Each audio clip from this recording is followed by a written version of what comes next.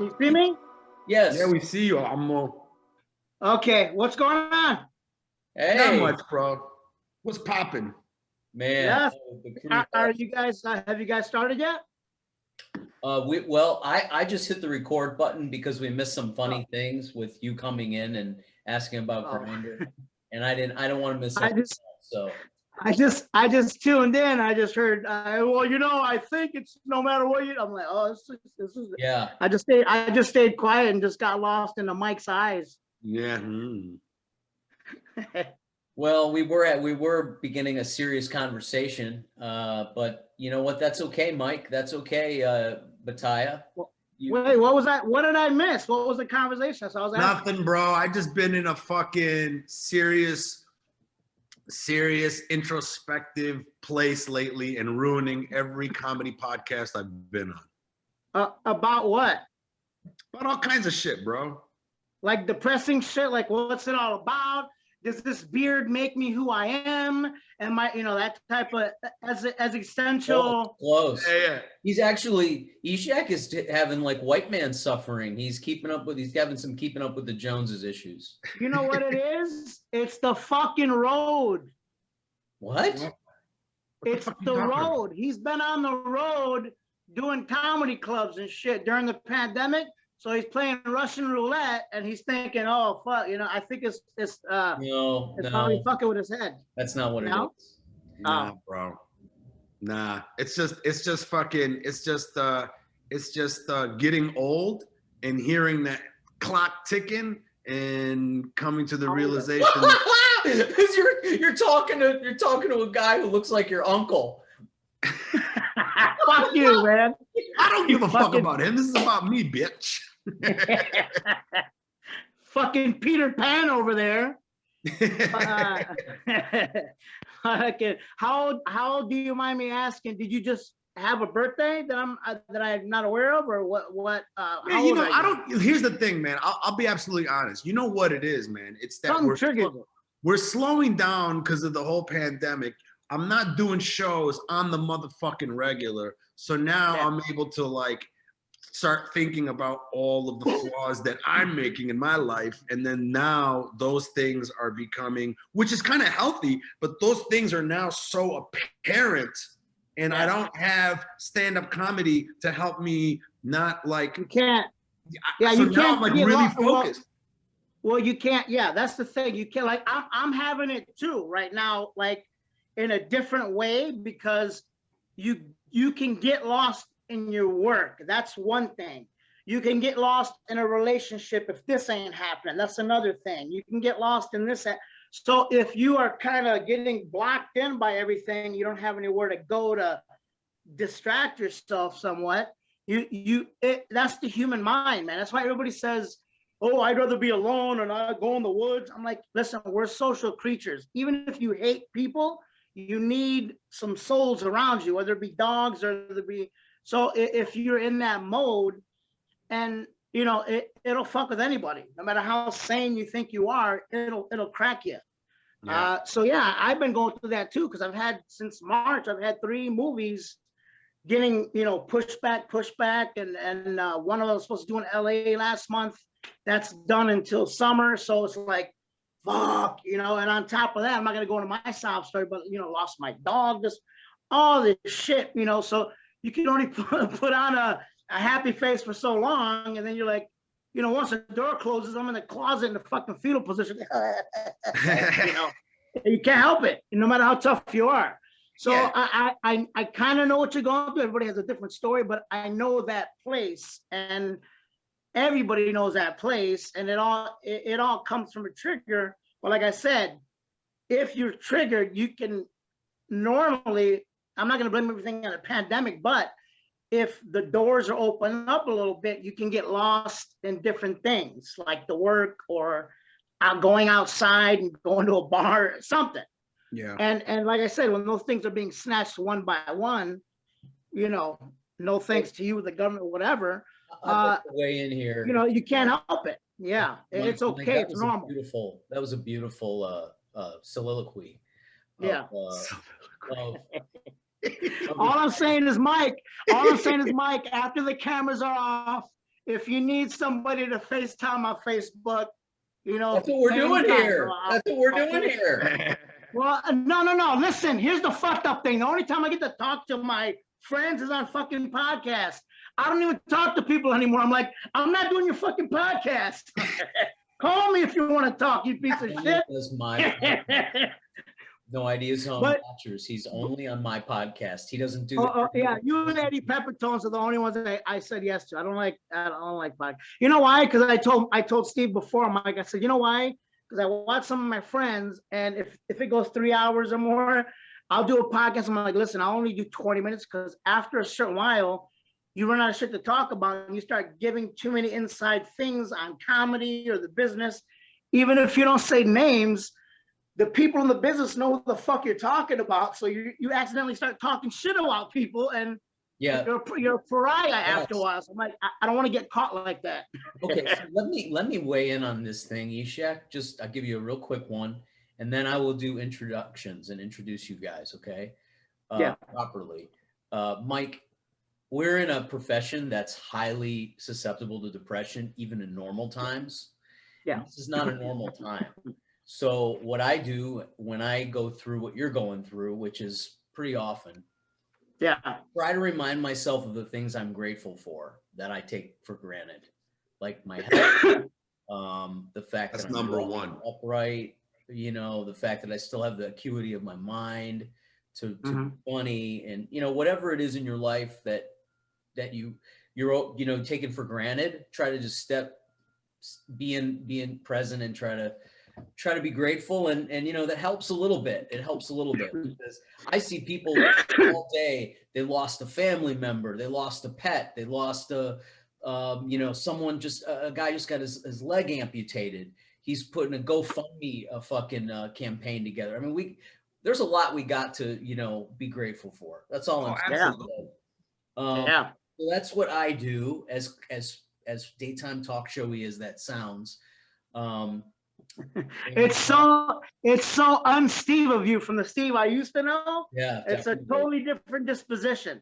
Oh, really? Oh, I would totally be happy. Oh man, this guy had kind of we talked about this. He had kind of an epiphany and an awakening, a spiritual, kind of thing that he went through. I don't know if he ever talked about on his podcast, but ever since then, man, I was like, is this fucking Steve I'm talking to? Like, yes, I would be heckling me.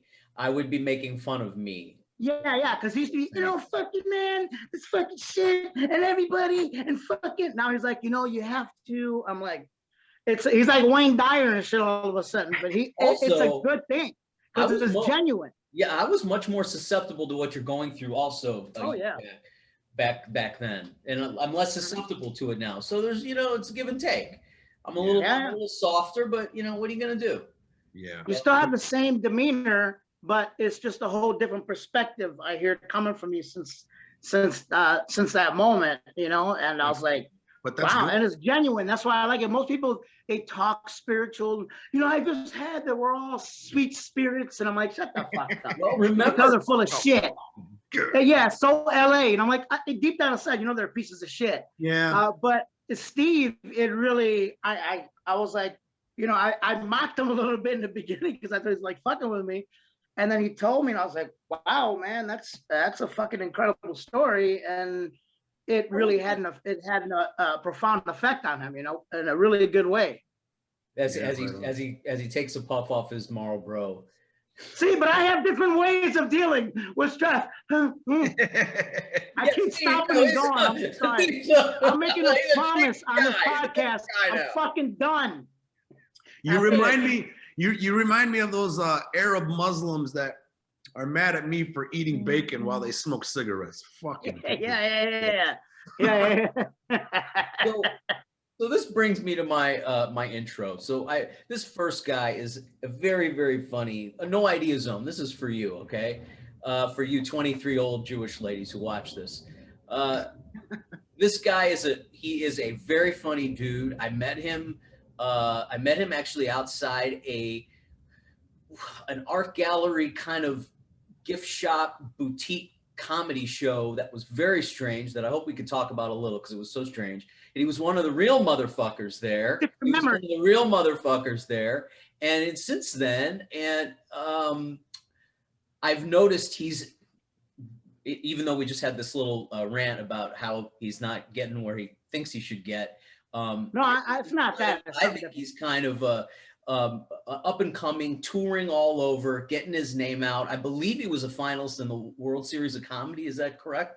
Did you place in the World Series of Comedy, Eshaq? Yeah, what's that? You cut out when you said up and coming. The fucking thing cut out. Yes. You're touring, you're up and coming, and I believe you placed second or third in the World Series of Comedy last year. Yeah, I came in second. Yeah, second.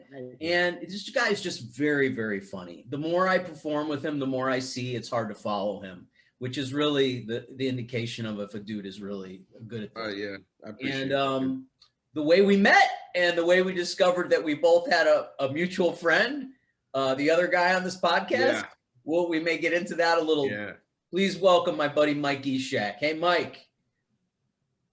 Thank you. Mike. What's up? And then this other guy who I've known for like almost 15, 18 years, this absolutely brilliant dude, my counterpart in the Jew and Arab situation in LA in the early 2000s. You might have seen him on a show, I don't know, Breaking Bad as Dennis. And he was in the show Sleeper Cell, as opposed to as in addition to like another 100 credits that I'm not mentioning, and that is my no, mention every one of them. I'm fucking leaving. Mike Batayeh. Hey, who's Mike Eshaq? You're in Austin, and Batayeh, you're back home in Michigan, right? Michigan. Mm-hmm. Welcome, guys. Thanks for joining. That's it. I have to say.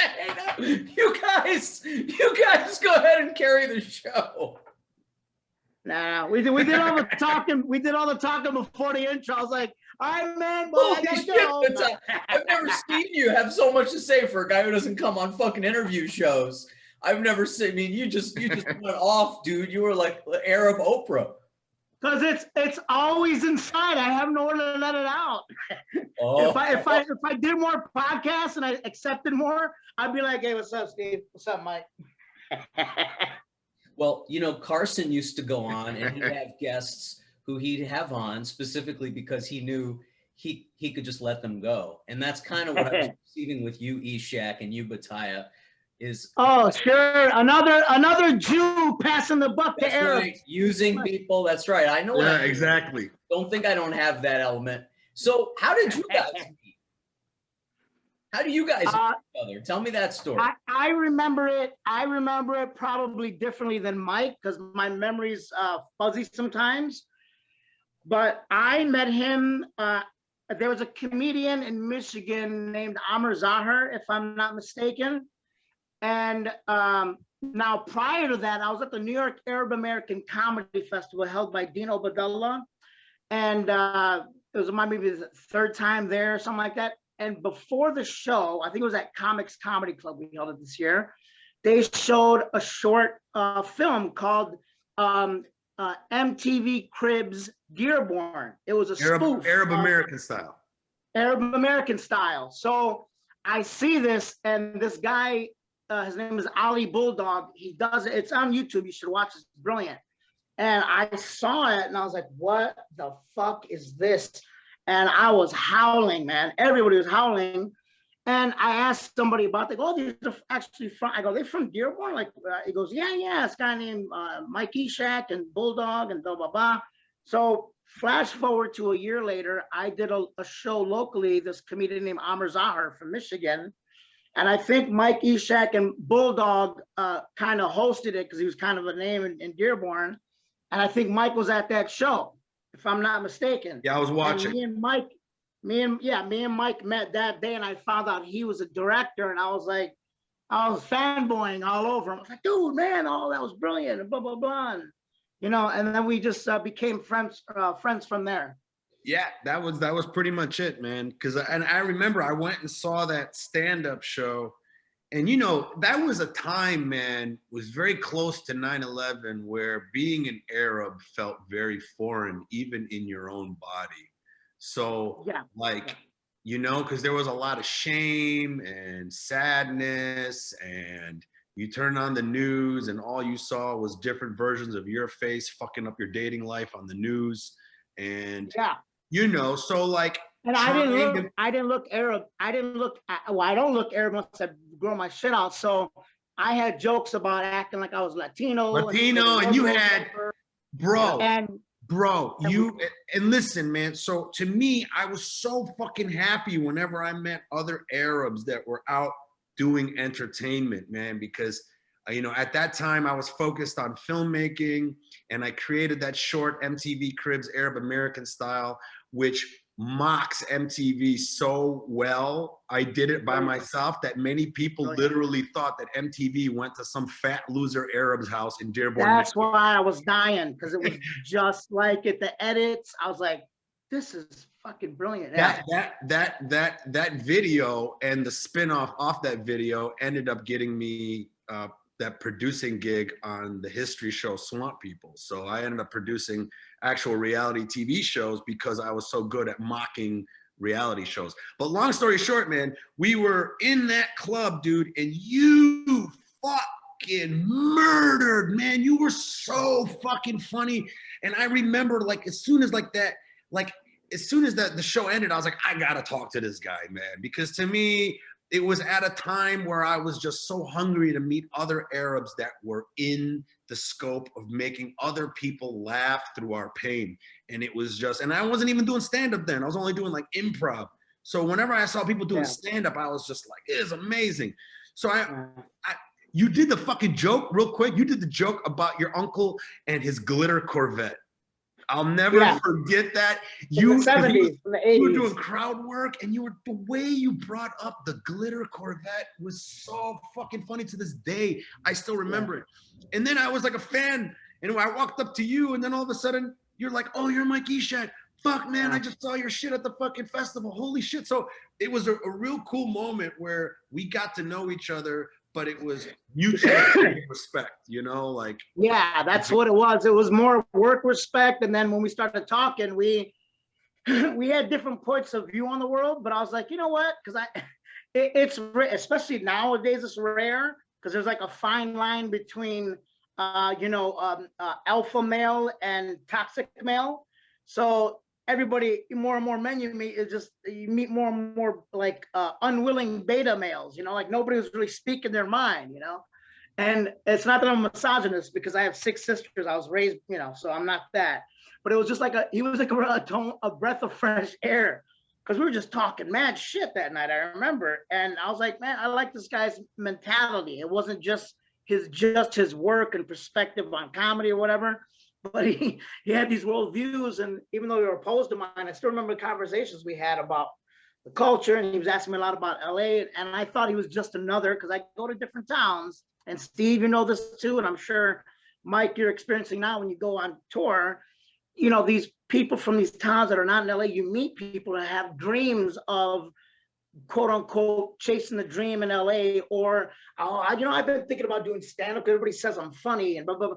And you give them tips and pointers. Yeah, if you need, and you never get those calls, follow-up calls. You know, nobody really goes for it lots of times, but Mike mentioning it to me, and I thought the same shit about Mike, as great as he was. I was like, yeah, but he probably won't, you know, and about going to LA.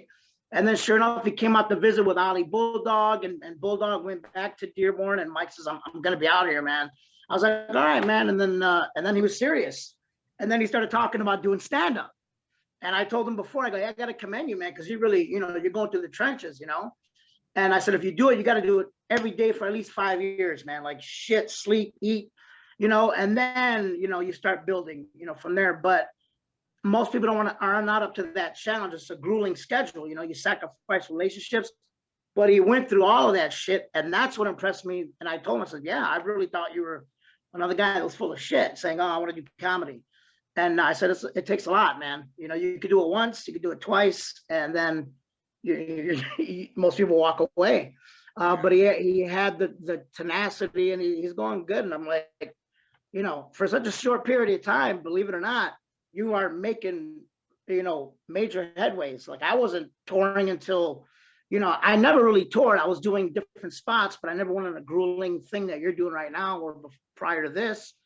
And until later, years later. So you really are, you know, you're banging away, man. And unfortunately, the COVID shit slowed things down, but you know, hopefully that raises and you'll be back at it again. But yeah, I'm still grinding to try to get on those shows, man. But what like, is it like, Eshaq? What is it like in trying to tour and get on? I mean, you're headlining certain rooms and you're featuring in certain rooms, right? I'm assuming. What is it like trying to navigate? Is it a little easier because a lot of comics aren't touring? Is it harder because the rooms aren't at capacity? A lot of rooms are closed down. I mean, I'm in LA. Everything's closed here except. Are you trying to go on the road at all? I haven't really given it the kind of try that I need to, where I need to call people I know and go, hey, will you book me?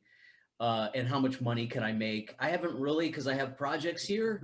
But if somebody called me and gave me an anchor date, I would put stuff around it. I would try to put stuff around it. But you're not actively trying to set up road gigs.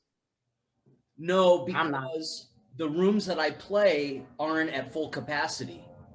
The places I play aren't at I don't think they're at, I could be wrong. That's why I'm asking you.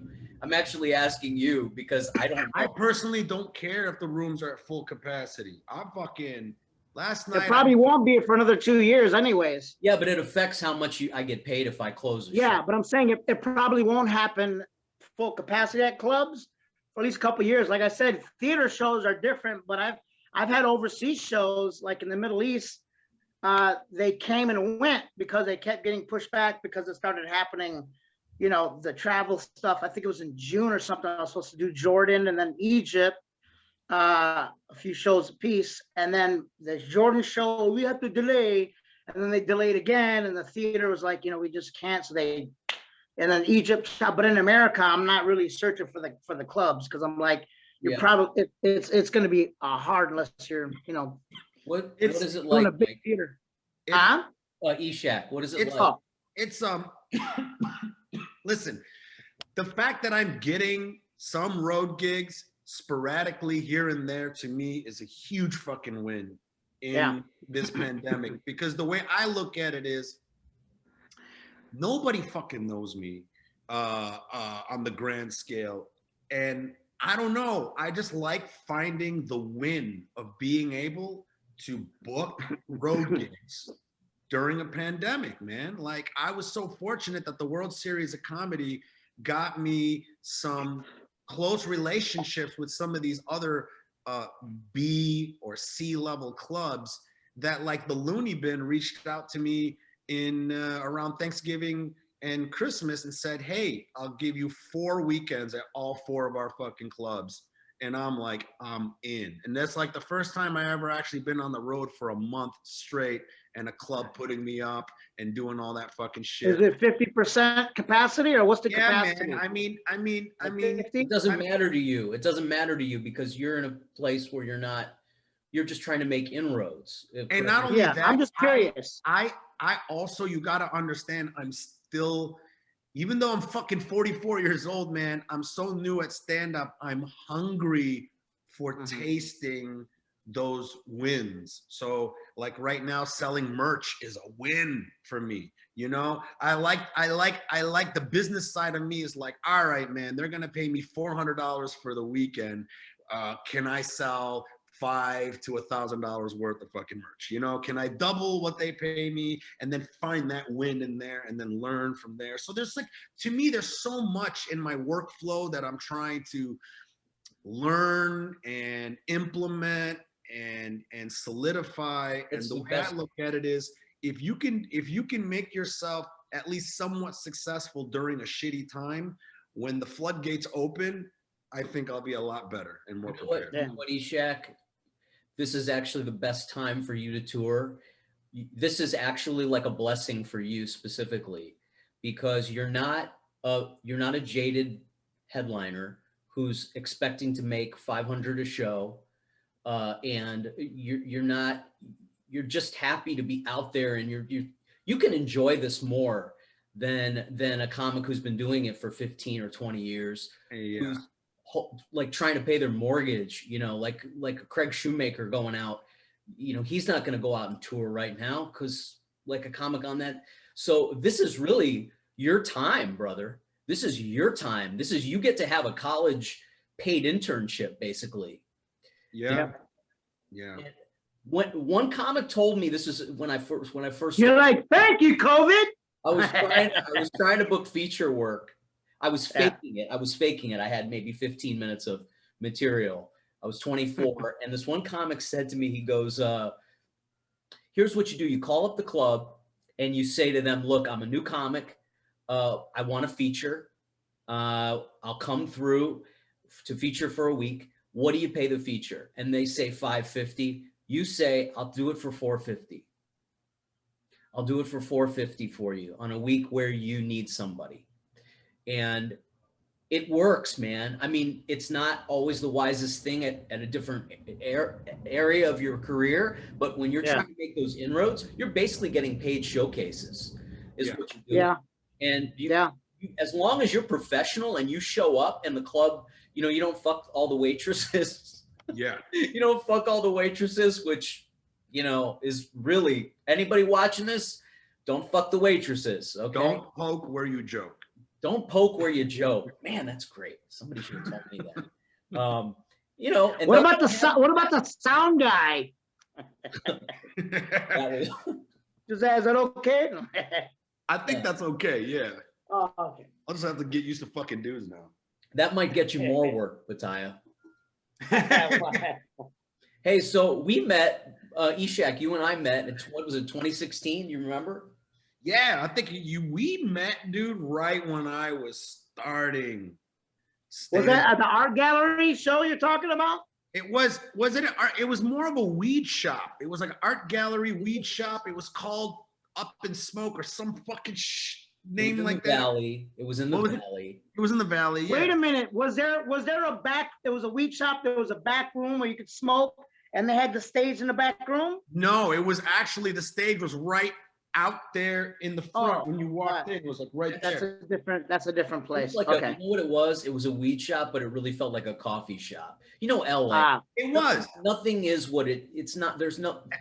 Everything's weird and fusiony and all. It was called Wake and Bake. Wake and Bake. Yes, Wake and Bake. Because they also did breakfast or they did coffee in the morning. So it's like, it was a coffee shop, weed shop is what it was. Steve was like, everything's fusion. You go to the church, they have a confessional, you slide this. It's a glory hole, you know. Like, I love where your mind went with that, Batayeh. It reminds me. Glory hole confession booth. That's hilarious. hilarious. Though you were raised by 7 sisters, you're still a dirty old man. They got sailor mouths. Give me 7 Hail Marys and suck this dick. So yeah, so we met outside this. So, and by the way, that was the beginning of me noticing, holy shit, it's a comedy show, but after the booked show, there's an open mic. And that's why the fucking show was packed, because everybody there was a comic. Yeah. And they would set up the booked show. And I closed the show, and it's packed, and the people are waiting to perform on the open mic after. Oh. And so that was when it started getting weird. But Eshaq, were you there for the open mic, or were you there you were on the show with me? I can't remember if I was on the show or if I was on the mic, but you know, I was really grateful to meet you, man, because like, you know, you were like, you're such a cool dude, Steve. You know what I mean? Thanks, really, man. No, but what I'm saying is like, you're so open about how you feel about any given moment. And it's really because it could either be you gushing about how you love a person or about how you want to murder Mark Zuckerberg because Facebook is ruining America, you know? Yeah. I call Steve the jaded optimist. Wow, that's like the counterparts of the bitter Buddha. Oh, I'm sorry. Yeah. Man, the internet's cutting in and out, guys. So I'm sorry. Oh. It's okay. We got you back. Okay, you're frozen again. But this is part of the no idea zone, right, Batayeh? This is part of Mike Eshaq just got trapped in the no idea zone. It's okay. Is he frozen like? He's not frozen now. Oh shit, he's frozen again. Oh shit. Right in the middle of the story. It's probably the hotel he's at. Everybody's on porn and shit, you know. He's not. He's staying with a buddy. We got to tell. Oh, I thought he was in one of the comedy condos or some shit, or the apartments. Log out. You guys can see me now. Yeah, we could see you now, but you might if you click out of the meeting and click back in, it might be better. Okay, so Steve, leave and then come back. Leave and come back. We're still here. Hey Steve, when he goes, change the code on this motherfucker. Get that piece of shit. I never liked that motherfucker. You tell. He's like, what the fuck? Why isn't it working? You're like, so long, sucker. Oh my god. That's why. He's like, Mike, put your thing on mute. Now walk away from the camera and stay away. But isn't that how life is? Like you're in the middle of a poignant story, right? Yeah. You know why God cut him out was because he was saying nice things about me. Yeah. That's how I perceive it, right? He was saying something right? About me. This guy was like, Yeah. Your ego is about to sit back and kick its feet up and shit. Like, wow. Tell me how great this guy thinks I'm a cool guy. Here we go. He's back. Hey, is he back? Yeah. Almost. Just edit this middle part. No, we leave it all in. All right, I'm back, man. This is what told me to update, so I just have Eshaq, this is part of the charm of the no idea zone. That's why I call it the no idea zone. Nobody has any fucking idea how this is done. That it's a miracle that any of it's getting done. And we had Howard Berger I booked to do the show. He couldn't even get in. He was trying to get in the entire meeting. I said, Howard, this is a metaphor for your career. Who? Oh, Howard Berger, he wrote for Rodney Dangerfield. You know. Oh, Howard. So, Mike, you were telling a nice story about. I'll just pick it up. You were telling a nice story. Thank you for the compliment. God cut you out because you were giving me compliments. That's why he wanted. But we made an amendment in front of this place. It was me, you, and Jay Washington. I'll never forget that. We were all kind of smoking weed, or you and I were smoking weed. And we're standing outside, and I'm asking you about, we talked about you being a veteran. You were in Iraq, which is another whole. I was not in Iraq. But you did. I'm a veteran. You are a veteran, but you weren't in Iraq. Sorry. Yeah. Okay, so we get this shit cleared up. Yeah. So we were talking about you serving and being Arab and serving, and then come to find out you're from Detroit. I go, yeah, one of my best buddies is from Detroit, who I've known forever. You know, Mike Batayeh, I think I asked you. Did I ask you, or you asked me, or? I can't remember. All I know, I think you might have asked me, you know Mike Batayeh? And I was like, fuck yeah, I know Mike Batayeh. Oh, dude, that was one of those weird moments. Did you guys call me together, or is this somebody else I'm thinking about? We did call you together. I don't know if we called you together at the Wake and Bake. We might have. Not at the Wake and Bake, but maybe another time. Another time, because you know what? I think we did try to call you that time, but then you weren't answering. Yeah, because I kind of remember. I was like, how the fuck do you know him? And how do you know? And then that's actually when I found out you started doing stand-up, because you mentioned it to me, but we never really talked. I was traveling. Okay. We lost a little touch, so that's how I find out. I go, oh, you're doing stand-up? I go, oh, Steve, man, you know. I go, hitch on to Steve. He's got a lot of knowledge. I go, not from comedy, but he knows about the world. No, I was kidding. So I remember. I remember that now. That's how I found out you did stand-up. Yeah. But that was one of those moments. Correct me if I'm wrong, Eshaq. Come on, man. You have moments, right, where you're like, whoa. 1 in 1,000. A little like God tapping you on the shoulder, or the universe going, hell, you know. Totally. And me and Steve kind of lost track. So you kind of got me and Steve talking again. And that's when I started noticing Steve, you know, we started talking about his, you know, transition. Spiritual awakening. I think the next time we spoke was when I was telling you I started, you know, like believing in God and you all told that. Me the story and how, and I was like, I thought, yeah, I was like, wow. Yeah. So it all kind of led to each other. Like I found out he was doing comedy, and I found out, you know, me and you reconnected, and yeah, it was very serendipitous, you know. That's when I started learning that the comedy world is so small, man. Yeah. I'm LA, like so period, is so surprised. small. It's a big place, but very small place. Like even if you go to other countries, man, meet comics from other countries, and then they'd be like, "Hey, do you know so and so?" And you're like, Yeah. "You know this open micer? What the fuck?" Or like when I was in Boston, I remember I was in Boston, and I was at some fucking bar that was in next to the Airbnb that I was at, and the bartender was like, "What do you do?" I was like, "Oh, I do stand up," and then I was like, "I live in LA," and some guy next to me goes, "Do you know Hadron?" And I'm like, "Yeah, I know Hadron." He's like, "I went to elementary school with him." I'm like, what the fuck is going on, man? It's just, yeah. I noticed stand-up really brings the world I met relatives.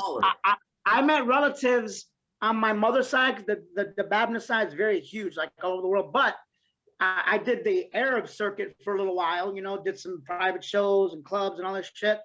And every place I went, especially in the Bay Area, they're like, "Well, you know, what Batayeh and Baba, what's your mother name?" I go, "The Babna." "Hey, I'm the Babna. My sister married to the Babna." I'm like, I was running into relatives. Wow, that's fucking crazy, dude. Yeah, very small world. I kind of had wondered. This is great to clear this up about how you guys know each other, because I thought maybe you even, because you're both from fucking Detroit, I thought maybe you grew up together, maybe you went to school together, maybe you had you know, a family. No, I grew up in a predominantly Latino neighborhood in Southwest Detroit, right by the Ambassador Bridge. And I'm not sure where Mike has always been from Dearborn, if I'm not mistaken. I could be wrong. Yeah. So Dearborn's about a half, maybe like from my neighborhood of Detroit. It was literally like a 15-minute drive, and then you cross over into Dearborn. Less than that, bro. Yeah, like, well, from Southwest Detroit is about. Where in Southwest though? You by the Ambassador Bridge?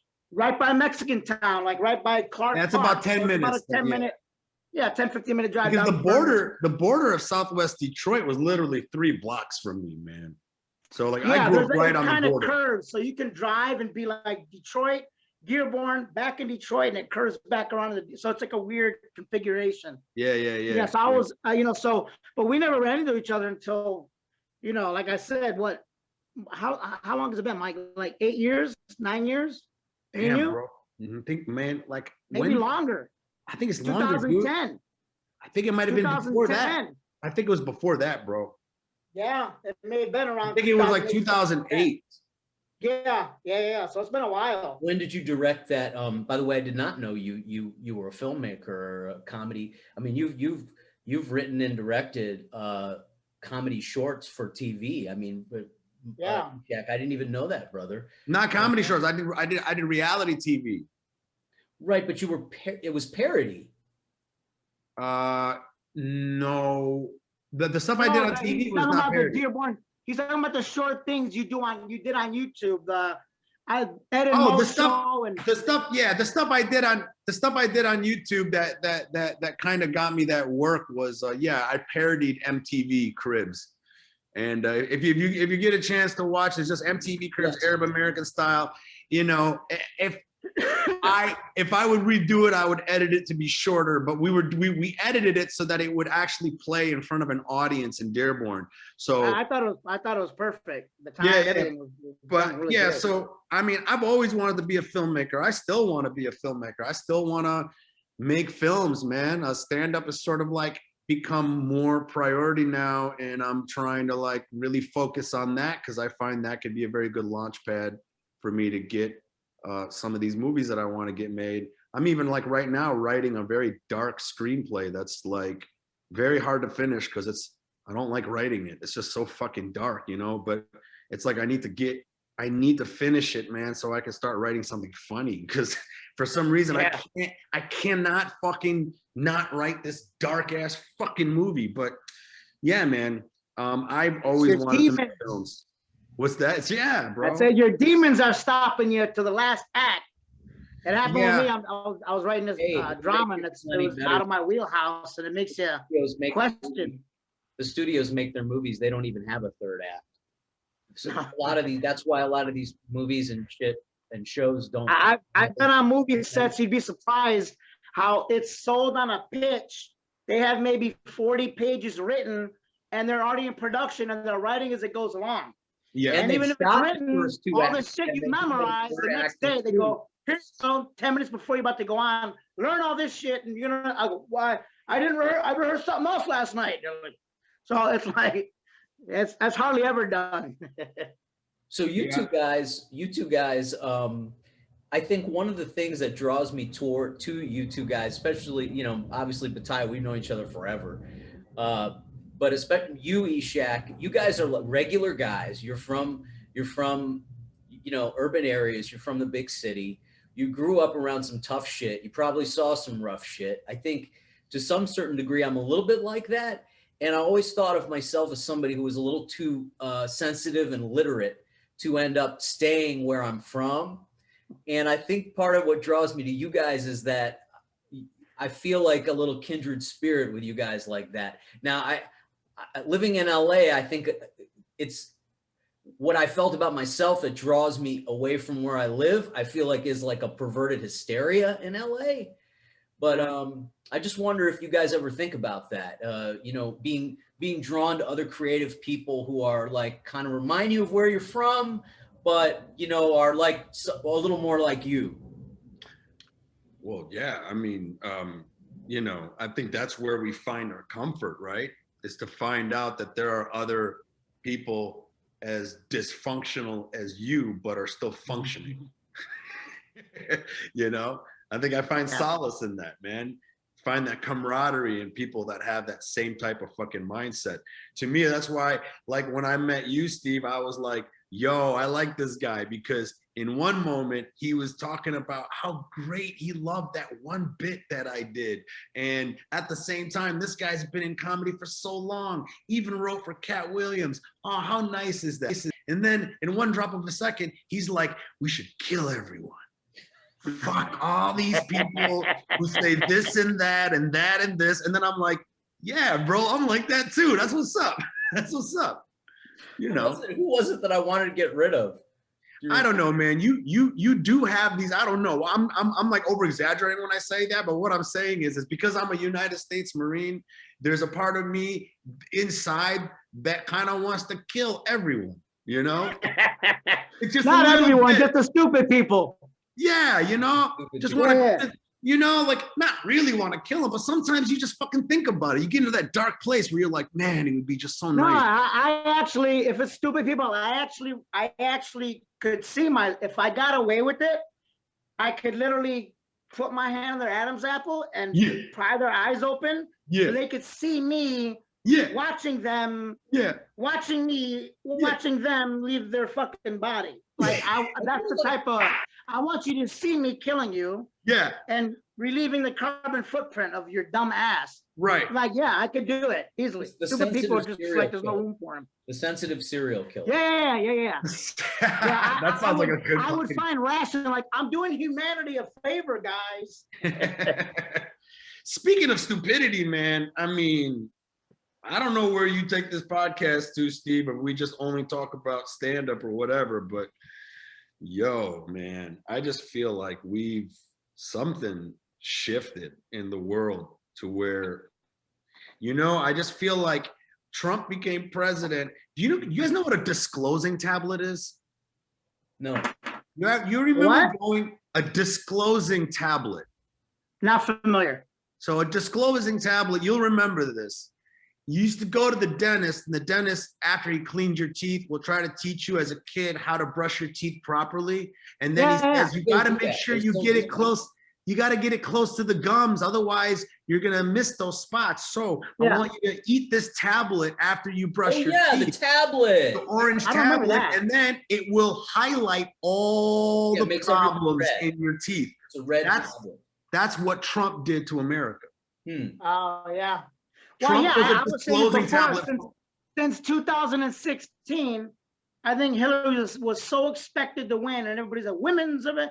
And then his tape came out, and the misogynistic, Islamophobe, blah, blah, blah, blah, blah. And then that's when the hammer came down because he won. So this side went bad shit because he won. And then that's when everybody was locking down on language. And now that Biden's president, even the left are getting shut down by progressive. I mean, the progressives are getting shut down because, like I said, I hate politics. Ever since the 3rd year of Obama's first term, that's when I tapped out. And I voted for that fucking guy and he broke my heart too. I was like, oh God. I didn't vote for him because I knew he was going to break our heart. I keep an eye on it, but I've noticed, yeah, they're tightening the reins on. Batayeh, we had a party when Obama was elected. You came to my house. Yeah, you came to my party in the city. You guys had a party? We threw a party. The first year. President anymore. I'm disappointed in you, motherfuckers. He was the first and last president I voted for, and I was registered to vote at my college by none other than Jesse Jackson and Rosa Parks. We're speaking at my college. I walked by Ohio, you, Mike? I walked in the auditorium, true story. And I'm sitting there, I'm like, is that fucking Rosa Parks? So me and my boy Sam went in there, we sat down, and towards the end when he's talking, Rosa Parks is sitting on the stage and she's like, like falling asleep. Basically, she's so old that she's just there for, and he's trying to tell everybody, you got to vote.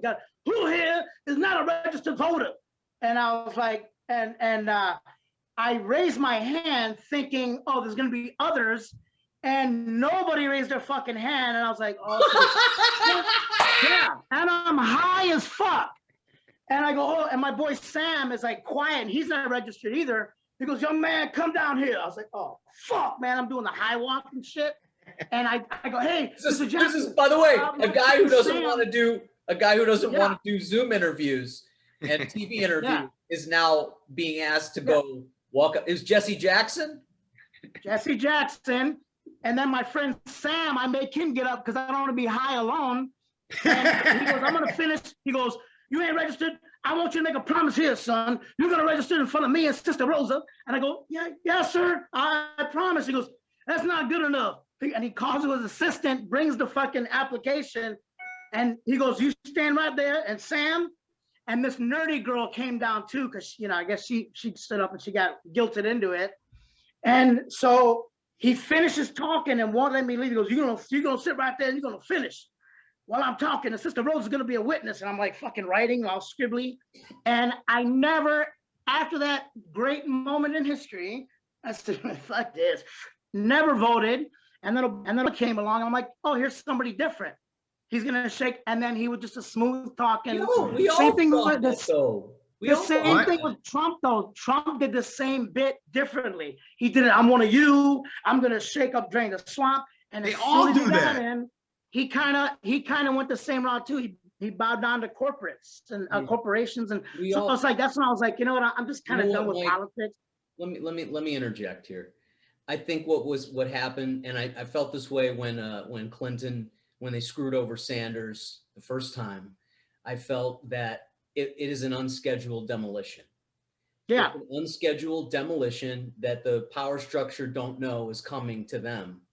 And Trump is like, Trump was like a seismic part of it. I don't think he was the whole thing, but no, he's all about business. It was a business thing with him. And he can run again, He can run again. He probably will run again. He probably will. If he don't die. Yeah, he's gonna pop his head up in the 2022 elections. Listen, sure. I didn't vote for Obama both times, and I'm very proud of myself. I think after 9/11, I really paid attention to politics, and I knew that the political system is gripped by money, and the biggest money is the war industry. So whenever I hear a politician bow down to the war industry, I instantly bow out because I know what I'm going to be signing myself into. And I paid very close attention to Obama. I remember when he was on the Time magazine cover as this possible president that's going to be president someday. I got really serving excited. At the time? No, I was out of the Marine Corps already. Okay. And I remember I was like really, really happy. I was like, wow, man. And my family are Yemeni, but they were born in Indonesia, and he went to school in Indonesia. So like all of the things were falling into place that were gonna make someone like me feel very cushy to vote for him. So to me, I was like, the only thing that was gonna make me vote for him was, how are you going to be on war, you fucking piece of shit? And I figured him out because This was his strategy. If you look it up, I was paying attention so close. To win the Democratic primary, he talked ill of war. He talked about how war was terrible, how Bush got us into these horrible wars, and we need to get out of those wars. We need to all do it. They all do it. Though, and he kept saying that we need to get out of the war. And then all of a sudden, he wins the Democratic primary, and now it's just him and McCain. And the first debate that they had, the question came up. Obama, you've been very critical of the war. You said that when you become president, that you're going to end the war. And he's like, yes, we're going to end the war in Iraq and put our focuses on Afghanistan. As soon as he said that, I was like, fuck you. Basically, you won the Democratic primary lying to the constituents to get that fucking position. And then once you got in that position, you made sure the military industry knew, I will still make sure you guys are in business. It's all political theater. They listen, I equate every politician since fucking Reagan and beyond. Jimmy Carter was the only one in modern presidential history that had any kind of a moral compass. He's the only one. Yeah. But they all do the same thing. It's like you meet a girl at a bar, a drunk guy meets a girl at a bar, he fucking sweet talks her. Oh, I promise, baby, just a tip. He rams it all in. The next day, wham, bam, thank you, ma'am. Sweet talk is over. Thank you for your assistance, and then we're gone. We're not going to call you for your assistance, bro. And it's getting really bad, dude. And I don't like how like they, in the end, the liberal transparent now. The liberal establishment basically pimped Obama's race against us. So here I am. He was blowing up Yemen. He took us from 2 wars to 7. He starts blowing up Yemen. And me as a Yemeni, I can't even talk about it because, hey, bro, he's black. You know, Patrice O'Neill, Patrice O'Neill said it best on Opie and Anthony. I was listening to an old episode of them. Right when Obama was like president, maybe 6 months in, and Patrice said an elephant in the room. I thought I was gonna have a white slave by now, but yes, in the radio interview, he said, "Listen, man," he goes, "They march out whoever's gonna be good for the time, whatever agenda they're pushing, they're gonna have the best person." He said they had Bush for this reason, and he stated the reason why they had Bush in office. It was pretty spot on once you think about it. But what he said about Obama is, he goes, "Listen, man." I'm paraphrasing, it's close to the end because anything these motherfuckers want to do now, they got this guy to charm everybody and to just, oh, he speaks so well and he's so charming and he's black. Well, he goes, listen, man, he goes, he ain't really doing shit for us. And he called it out. It was against popular view. He said it on the radio and I was like, whoa, that was the first time I heard that angle of a black person that wasn't eating taking the red pill. Well, the first thing the first thing Obama did was bail out the banks. He's doing a tour now.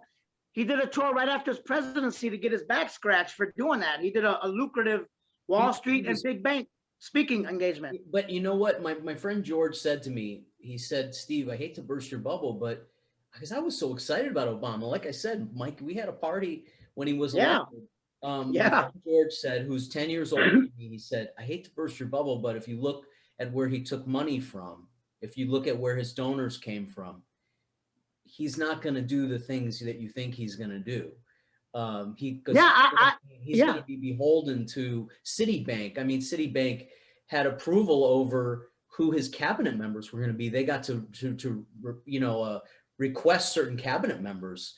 They're all on Biden's cabinet now. They're on Biden's cabinet now. So yes, I think we're all on the same page. I think a lot of the country kind of knows that. I was so excited because in my mind, I was making myself grandeur. I was like, Jesse Jackson and Rosa Parks gave me the right, and now I'm going to vote a black president. I'm so important. Yes. And then after 3 years, he got all of us. He got all of us. Me too. It got me.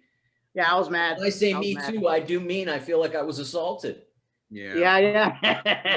Hey, by the way, Mike, I am going to use that as my catchphrase after I sleep with a woman. Thank you for your assistance. Thank you for your Thank assistance. you for your assistance.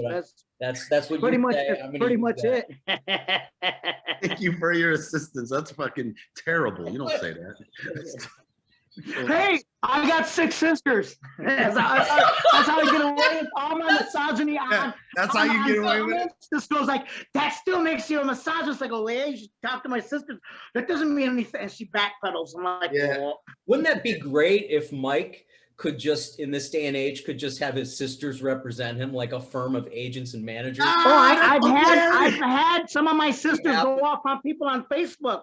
I said, hey guys, you can't do that, man. It's like please don't fight my battles on Facebook. You know what would be funny is like a funny sketch where there's like an organization of women that will pose as your sisters so that you can be a misogynist piece of shit. Just stand next to you. You should do that. You should do that short thing. Remember, like a short thing on YouTube. That's funny. Yeah, that might be funny. Yeah. See, this is what it is, guys. Or bring out any token person, Mike, if you're gonna say something maybe touchy about homosexuals, you're not sure it's politically correct. Look at my black friend. I got a black friend. And then there's like black friend, an Asian friend. They bring some black people in there. Jewish friend. Think about that. We just wrote a bit. This is actually a writer's room. This is what it's like for right? viewers. When you get funny people together, even if they start discussing politics and it gets heavy and personal existential crises, eventually you get a good sketch. If you talk for 40 minutes, you're going to get a good. We just did. Hey, let me ask Mike. Mike, you're in Dallas right now. Where are you at right now? You at a friend's Austin. house?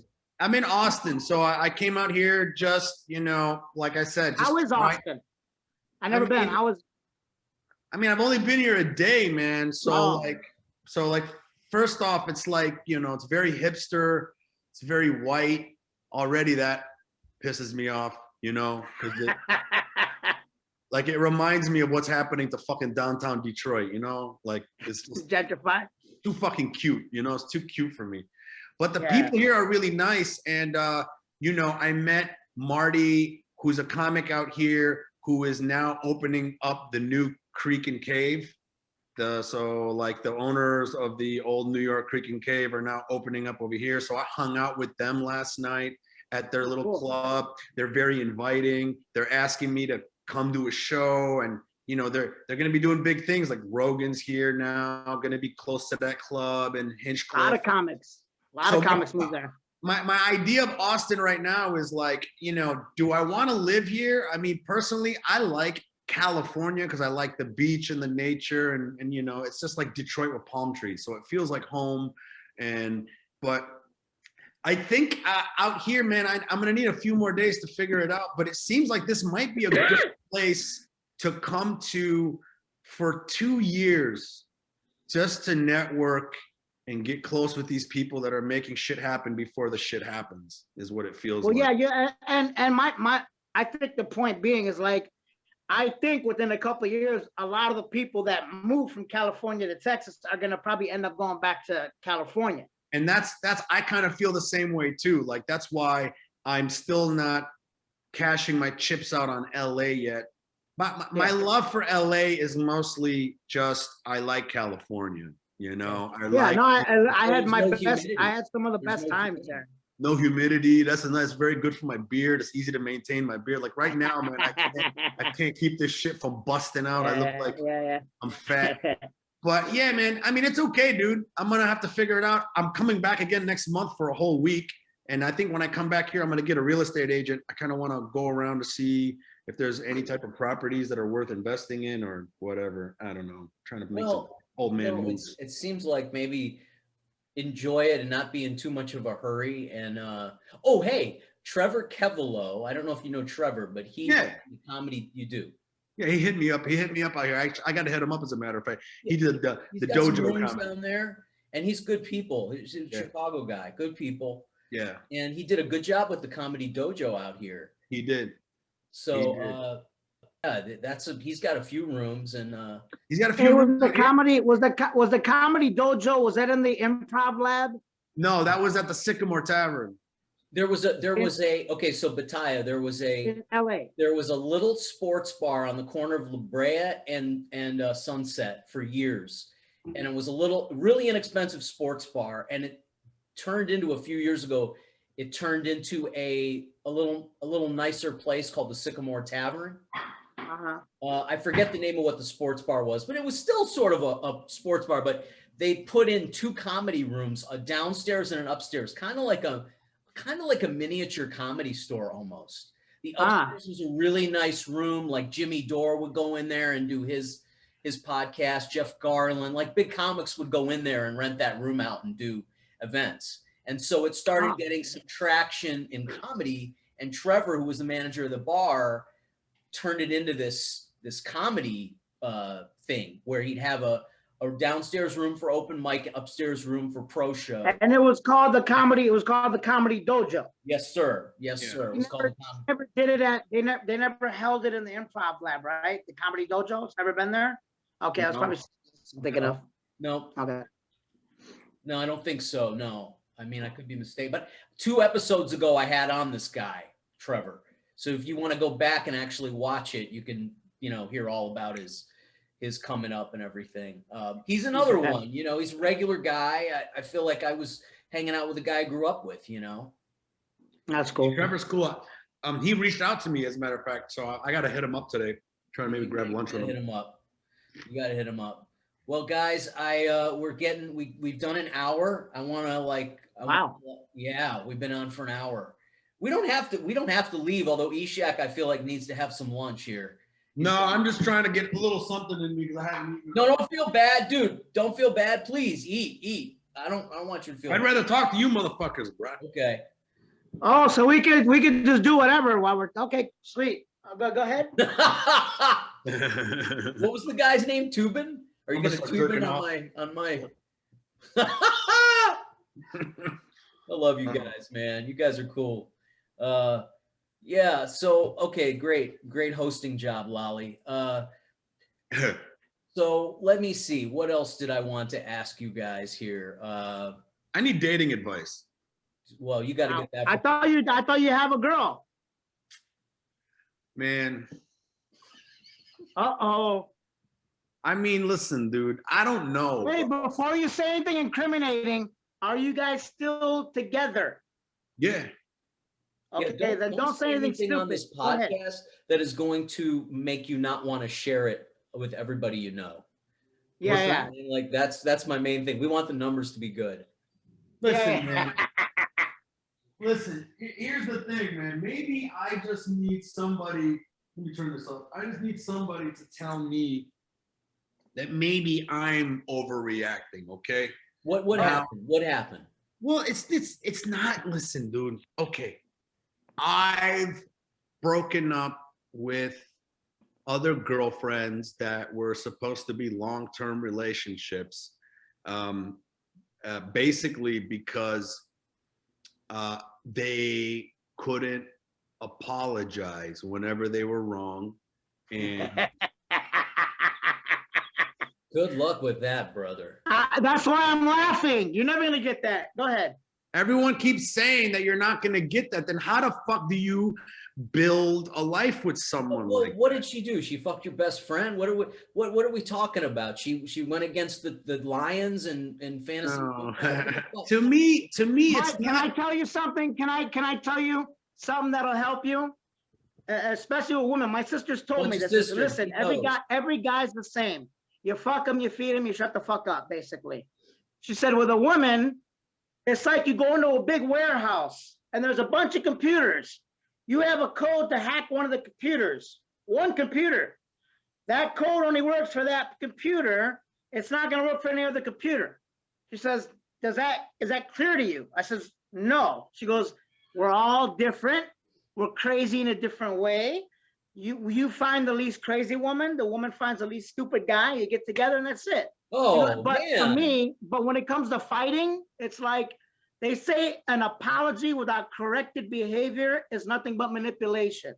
So I never ask anyone for an apology if they've betrayed me or hurt me. I'd say, listen, this is a first offense, however big it is, we'll let it go, but just don't do it again. Don't apologize because you're not going to mean it. So just don't expect an apology. Just let her know when she's fucking up in that moment, and she should let you know and call you out on it and say, no need to apologize, just don't do it again. Then if they do it again, then you know they're full of shit. You know what I mean? But That's the best way for me. You might have missed your calling as a daytime talk show host. This is way better than any excerpt of. Hang on, we have a caller. Caller, are you there? I'm just kidding. So do you feel the same way, Steve? Do you feel like that's basically the game? I didn't feel that way till I just heard the wisdom of Mike Batayeh. I mean, I'm not even kidding. That was so beautifully put. Put. Yeah, I think it's absurd to expect an apology unless it was really an egregious thing. That's why I made the sort of ridiculous remark. Did she fuck your best friend, or did she bet against your favorite sports team? You know, if those two, really, Steve? I don't know, pulling shit out of my ass, just ridiculous shit. But they're so polar opposite. You have to evaluate which battles you're gonna fight, and you go to the mat. If you're gonna go to the mat, is it really worth it? What was it? I mean, what was the thing? It's so abstract if we don't know what the thing was. You know, the thing is, it's like, it's not even necessarily about the thing that's the problem. The problem is this, man. I cannot fucking stand approaching somebody that did something wrong, and then as soon as you bring it up, they very strategically find ways to deflect and turn the conversation on you. And now you're talking about something you did 2 months ago. They're the victim. Yeah. You know what I'm saying? So to me, like, those type of manipulative tactics used to deflect, blame, and not really work on the issues that so if I'm hurting you and you come to me and be like, yo, man, this thing that you're doing is hurting me. And instead of me going, okay, well, what is it that I did? Instead, I turn the tables on about how you fucked me over one time. And then now the conversation is about that. And because you're an empathetical person, you have empathy, and maybe I don't have as much empathy as you. As soon as I turn the tables on you, you are so distracted by, whoa, I did that when? And now, you know, 1 hour you're talking about that, and you never actually got down to the fucking bottom of the solution. And every time mental jujitsu. I'd be lying if I said that I would make it very long in that relationship. I wouldn't make it very long. I know myself, I would get the fuck out of there. But COVID time is a really strange time, and we are men. So my advice to you, brother, is keep tapping that ass as long as you can, and understand that a relationship with a woman you despise could still be a comforting presence when you're lonely. Yeah. So No. basically, Steve said the exact same thing I did, but more about just took all the heart and shit out of it and just said, keep tapping that ass. Listen, man. And that's why his advice is better than mine. Right. And I'm also alone, ladies and gentlemen. You're never alone because you have your hand that you just held So up. that's it then. That's what everyone does that. Yeah, well, so basically every woman does that, is what you're saying. In a lot of relationships, I didn't pick my battles. Every battle was a fucking war because I had to get out of that mentality because I was raised in the streets. The two things I cannot stand. I don't care what rung of the social ladder you're on, how big or how small you are. If I feel you're disrespecting me or dismissing me, those two things enrage me. Okay. Whether you're aware of it or not. Me too. It enrages me. So I spit before I used to bite my tongue, especially with family members. They would do that to me, and I'm like, just keep your butt. They're not somebody from the street. You got to be okay. You know, you can't deal with that shit anymore like you used to. But I was still in that mindset to where even when I was dating, if I felt disrespected, I would go at them and I wouldn't end the argument. I'm going to win this argument, not you. And it was just a fact of just letting them know, don't disrespect me. And I thought in the end, I was like, it was a waste of fucking energy. Why did I do that? Because I raised the tensions even higher.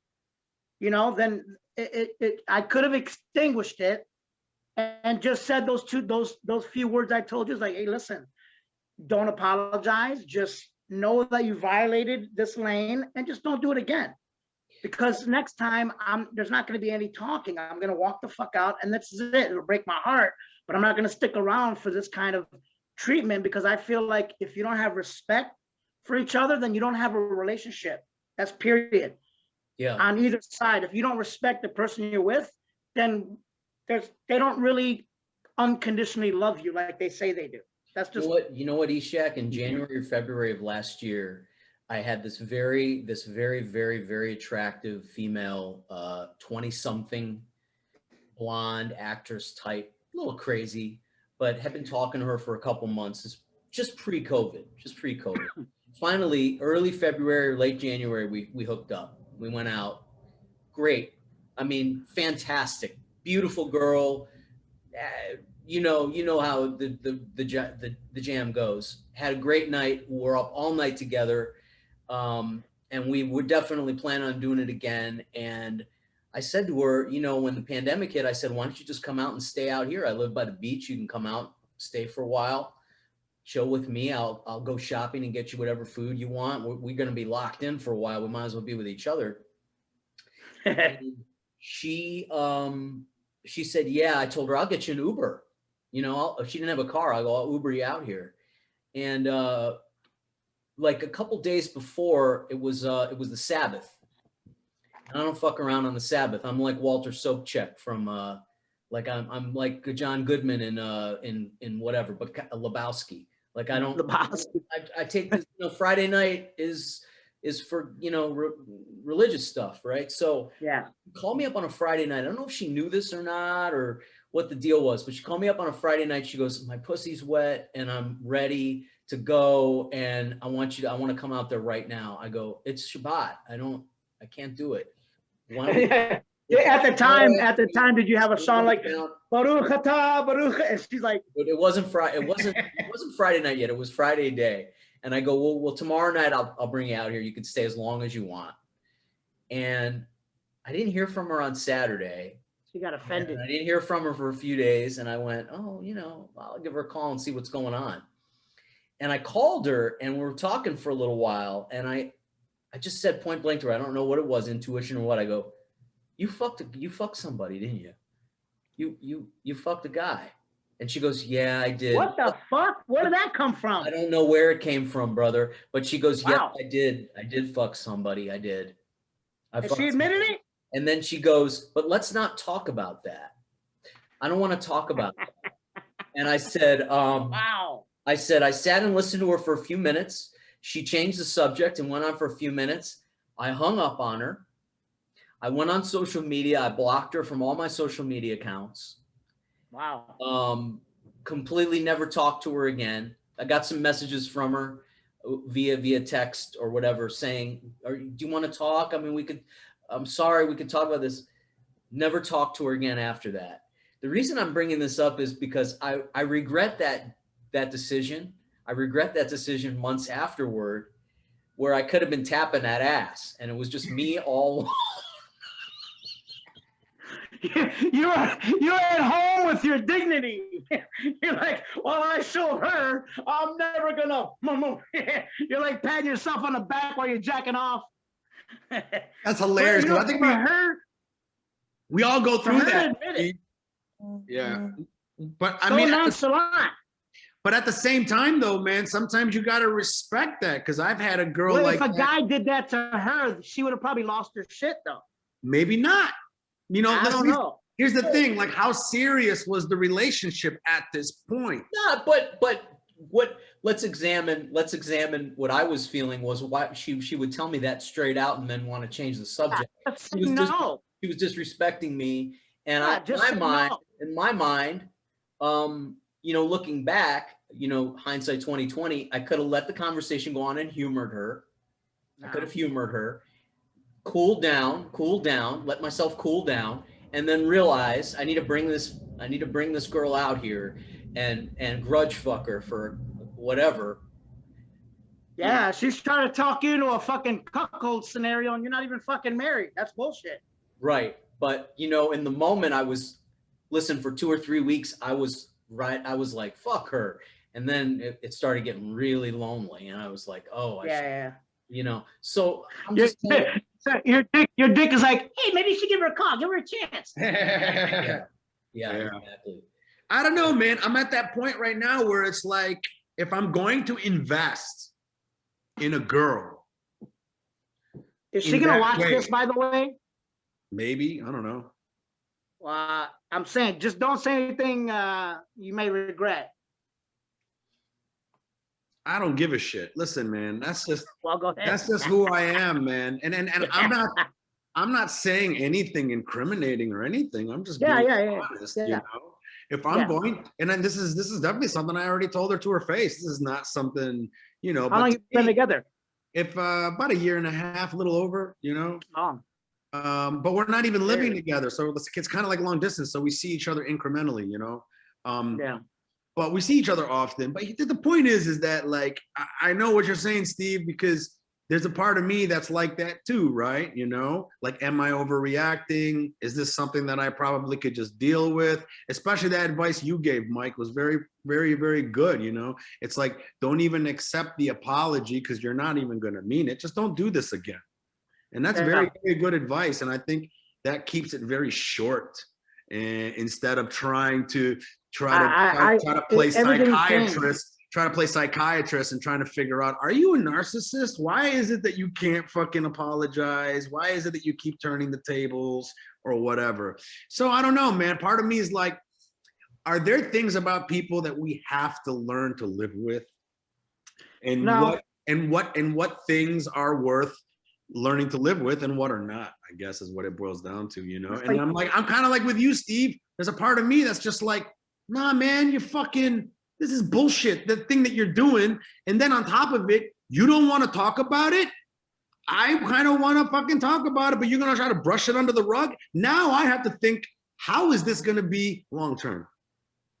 And are you going to be somebody I'm going to have to murder, you know? Because we're married. Well, there was a couple of relationships where I was like that. Even if it wasn't my fault, I would make a note of it to initiate the makeup. You know what I mean? I was the one that was coming to them and saying, even not even giving them time to fucking wallow in it. I would like, listen, you know, let's just get beyond this.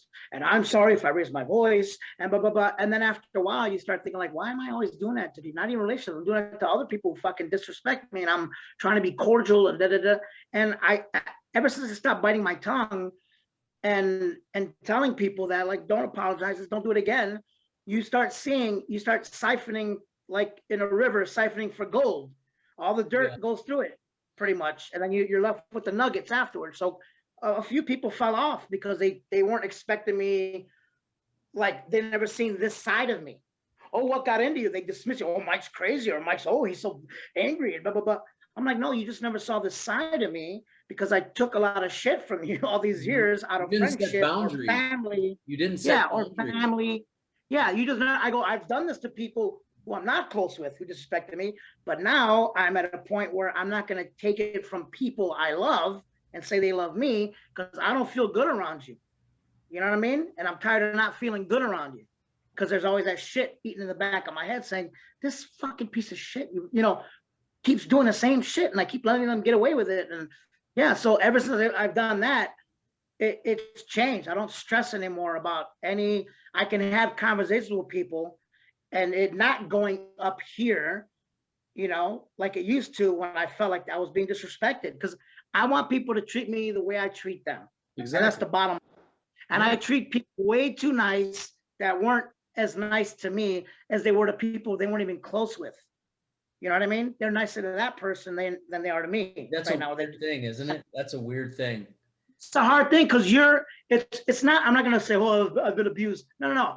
But it is a form of abuse, a mental and an emotional abuse when you're sitting by watching someone that you really care for, whether it be romantically or not, you know, family bond or a friendship bond, that they end up, you start seeing their behavior around other people. And I'm like, well, that's not the way I'm treated sometimes. That's because you're seeing the fake best. They let that person get away with something that they would never let me get away with.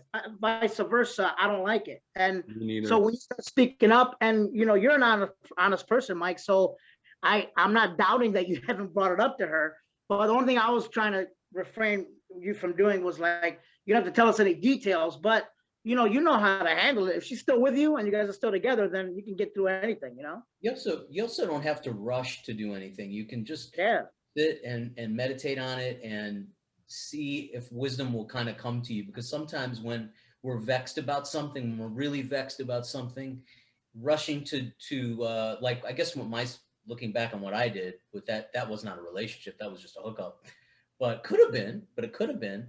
I rushed to act, where if I had sat back and meditated about it and given it some time, some solution may have come to me that was eluding me as I was projecting it through my ego. Yeah, and I agree with you. That's very good advice, man. I mean, that's what I try to practice, and that's why I haven't really made any hard moves yet. Instead, I'm assessing the situation and assessing myself in the situation. Yeah. Well, what just in case, what's your girlfriend's number in case it doesn't work out? Maybe. I knew that there was some attempt at humor coming from Batayeh there. Yeah. I'm fucking with you. I'm fucking. Yeah. That's some good advice. Yeah. Hey, you can always say to her, "Thank you for what's my new catchphrase?" You can always say, "Thank you for your assistance." Thank you for your assistance. You can always show her the door with, "Thank you for your assistance." Thank you for your assistance. And then give her a button that says Steve 2024 on the way out. And pin her on her shirt and push her out the door very gently. Hey Steve, what you working on, dude? What you working on now? Man, I've been really busy creating a show for Eddie Pepitone. I've been writing for Eddie Pepitone for a couple years. His special is fucking brilliant. He was named. I did not write on that. That was I've seen years. Me. He was named the funniest comedian by the New York Times of 2020. Yeah, it was the best special I've seen in years. Yeah, I still have to see it. It's amazing. Oh, it's amazing. On Amazon. Both of his specials, In Ruins and For the Masses. You should watch both respectively. So I've been creating a show with Mark Brazil. Created that 70s show, co-created that. He and I and Eddie have been working on a show for several years now. Nice. Which, maybe we'll see what happens. Nice. A TV show? Yeah. Like episodic sketch comedy type show. Have you been pitching it? Oh yeah, for several years we have been. I mean, it's been been working on that, and I got offered some work in the summer, which I can't tell you exactly about, but there's some work coming out. I'm very blessed, man. I'm very blessed. Nice.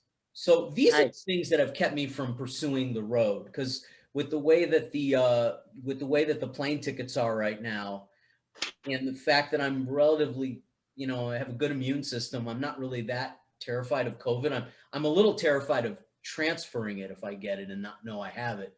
But like Tripoli and my friends are touring a lot, and I wish. Tripoli's on the road? Oh yeah, like I wish I could be out there. I wish I could be, touring. What's his tinfoil take on the COVID? Does he think it's more of a hoax or overreaction? Last time I talked to him, he did, but I don't know. I haven't really talked to him. Wait. Last time you talked to him, he said he thought it was a hoax?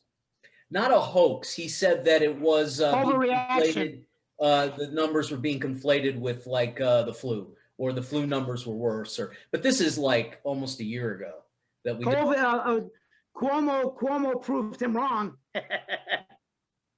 Well, anyway, so that's what I've been working on, and that's awesome. Podcast, which is independently produced, so I have like a part-time job from home, basically.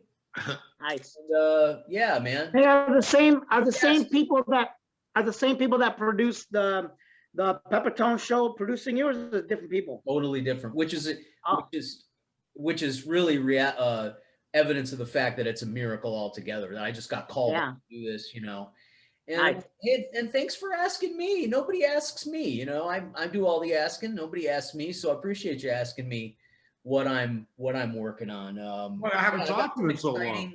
I've got some exciting news that is going to be coming. I'm not one of these that will go on Facebook and go, "I booked it."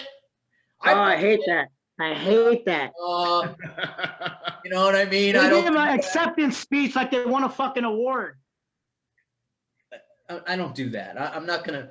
I'll just silently judge them. I'm not gonna say. Well, you should do that. You should do that to where I have to hit the see more button and then it takes up 8 more pages, you know? Yeah. I don't read those. I don't know about you guys, but fuck that shit. No. So yeah, so that's what's going on. And why don't we wrap up with what you guys are working on? Mike, I think you're headlining are you headlining or did you headline the Detroit Comedy Castle, the Mark Ridley's? I'm doing it in June. Yeah, I'm gonna be headlining. Nice. I'm terrified. I'm terrified. No, it's a great club, man.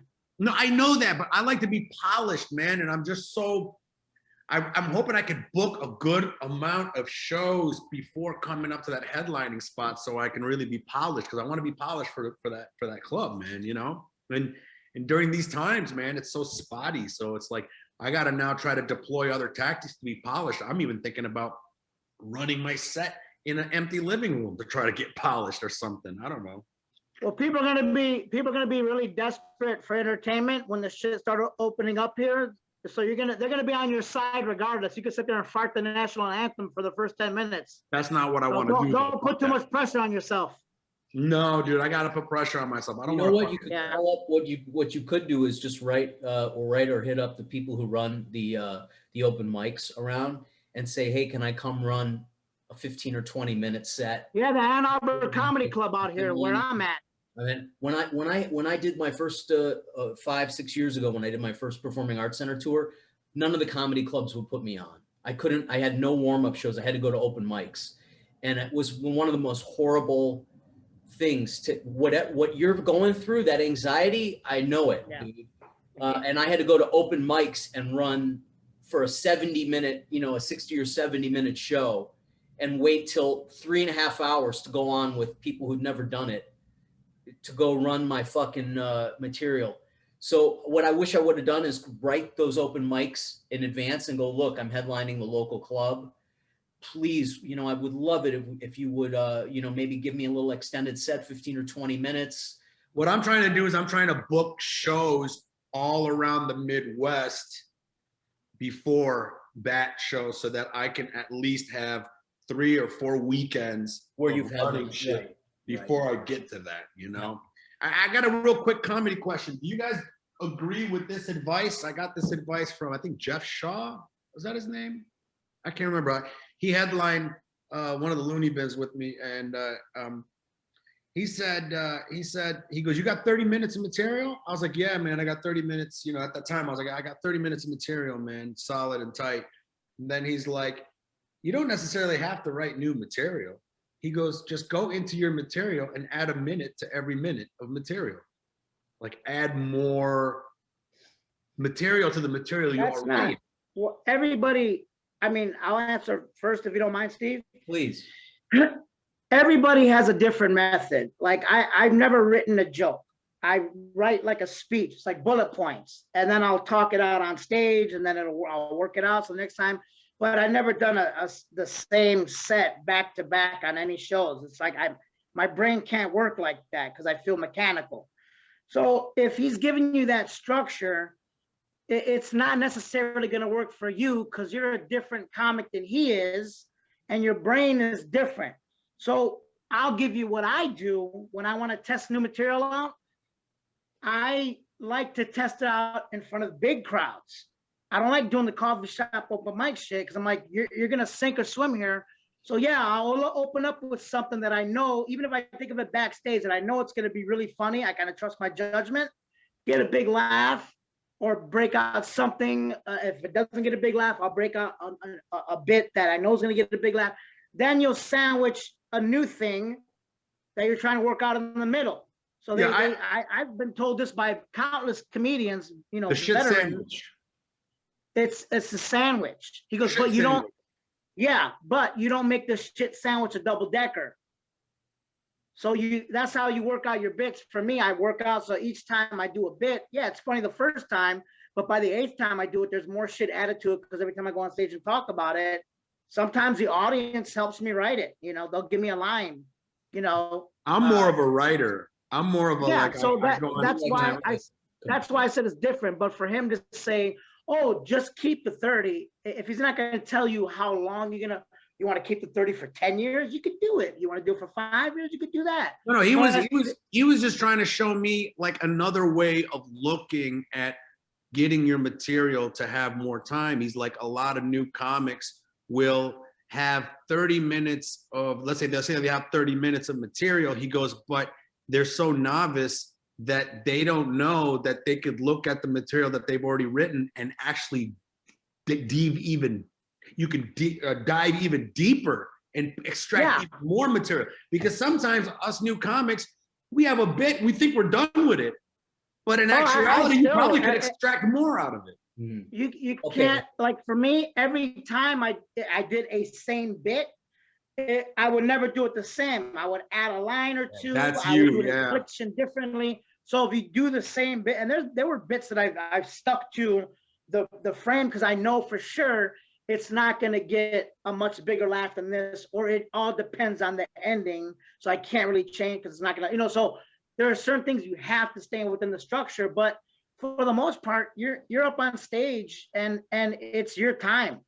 And Bernie Mac said this, he goes, listen, man, is 80% of the motherfuckers want to hang out with you, 20% material. And that's the truth. If they 80% what? That motherfuckers. He said it's 80% if the motherfuckers just want to hang out with you. If they sit in the audience and they see you on stage and they like you, like that guy seems like he'd be fun to hang out with. They will listen to it. So I've seen people like that have weak material, to be quite honest. If you're going to read it or just kind of listen to it, or if you're a seasoned comic and you're sitting in the back going, it's not smart, it's kind of low.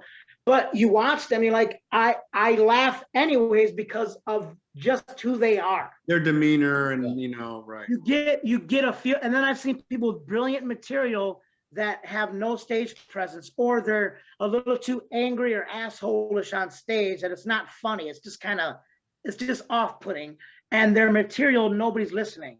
So that's what I'm saying. It's a very tight, very, a very thin, like fish line tightrope you're walking, you know what I mean? But that was the best advice I ever got. I've gotten advice from, quite a few big dogs, but he said it the best. And I was like, yeah, that is kind of, I see that. It is 80%, does the audience want to hang out with you? And 20% is material. Even if you have great material, it's not going to necessarily swing you with the audience, and you're not going to get the big laughs. But it's like I said, man, it's a weird animal, because I've seen big comedians eat shit on stage, and they weren't just testing out material. It was like their night. They were doing shit, some of their classic bits they were bringing back, and they just weren't getting it because they didn't seem like themselves on stage. For some reason, they had an issue or whatever. But you could see. No, I agree. Yeah, you watch them, you're like, that's not such and such, and that's not who they really are. I agree. I agree with that. I agree with that 100%. Yeah. Okay, so that's like, the best what do you have to say about? Okay. What do you have to say about that, Steve, in terms of like generating material or expanding on your material? The first part that Mike said about how comedians will give you advice, like this guy gave you this advice, this method. And the first part that Mike said about how everybody has a different method and nobody kind of quite knows how to do it, and you kind of figure out your own way. Yeah. To say amen, that is exactly what I would say. However, I think you're looking for at this stage you're looking for like a functional way to improve upon or to grab up, and some kind of functional, understandable way your mind can grasp how to go into this thing and excel at the highest level, right? To excel at the highest level that you can for this headlining gig in June, right? Or any of your gigs going forward. And my best advice to you is just to get on as much as you can, have fun, get on, have fun, do what you do. And if there's a part of what they're saying that works functionally for you, great, use it. Yeah. The part of the advice people are giving you that doesn't work, don't worry about it. Don't worry about it. Right. You gotta be your own guinea pig. Nobody really knows what the fuck they're doing. And those of us that have been in this for a really long time, we especially don't know how we got to do this. Like it's like Gandalf falling through the fucking hole in the thing Yeah. and coming back with a white cloak. You don't know You gotta how. be you gotta be your own guinea pig. You gotta see what works for you. Right. So if you're a writer, if that's what you do, you're going to memorize an act. You're going to recite a routine that you created, that you know the points, you're going to recite it. Go do that. Go do that. And if you find that you can improvise in between your bits, if you find that you can do that, great. If you don't find you can do that, that's okay too. You just got to keep doing it. Yeah. Yeah, I know that. Yeah. And just keep getting up. And the more you do it, the more you'll be in that flow where you'll feel it. And you go into that Detroit week at Detroit when you're back home and you're feeling it because you've been on a lot. And it doesn't matter where you get on. For and the me, more, it doesn't matter where I get on. Mike has a different thing. He wants to be in front of a big crowd. I don't. Yeah, I would like to be in front of a big crowd, but I don't necessarily need that. Because if I go to an open mic, I can kind of abuse those people. I don't mind abusing them. That's my own. Well, you know why I don't like open mics? Because they're mostly comedians and they're not gonna laugh unless the only time you get them to laugh is if you joke bombs. They go But I know that going in, so camaraderie. I try to make them laugh. I just try to abuse them and take out on them what I really want to say, which is I've been there. part of my personality that needs to be exercised anyway for me to feel. I've seen that too. Oh, I think one of the most entertaining things to me is just watching Steve have a fucking meltdown at how stupid the audience is, that they're not getting some of this shit. I've seen you do that, Steve. He does that Tom Cruise. He does that Tom Cruise fucking Jerry Maguire smile. Man. And I'm just sitting there going. Speaking of killing stupid people, right? Great. That's how we started this thing. Yeah. Oh, it's amazing. It's amazing. Yeah, if he didn't have a microphone in his hand and he was doing it in the corner, they would grab him and like a fucking insane, crazy person. Like it's that disturbing to the audience that I'm fucking dying. I always find it this funny. old lady, this 50-something-year-old lady was in the audience. My boy Willie, he does like all the Latin rooms and shit, and he was doing this place in Ventura. It was some nightclub or whatever, but they had a comedy night. And Steve goes, "Hey man, you think get some time up?" I go, "Yeah, let me ask Willie, man. I don't see why not." I say, "Willie, man, can Steve?" I think that was the first time you met. You met Willie, and he started booking you for some of his rooms, Steve, right? If I'm not mistaken. Willie who? Willie Astoria, the Mexican bald guy that used to be with Benny Mena. Okay, I don't know. Maybe I thought I knew him from Mixed Nuts.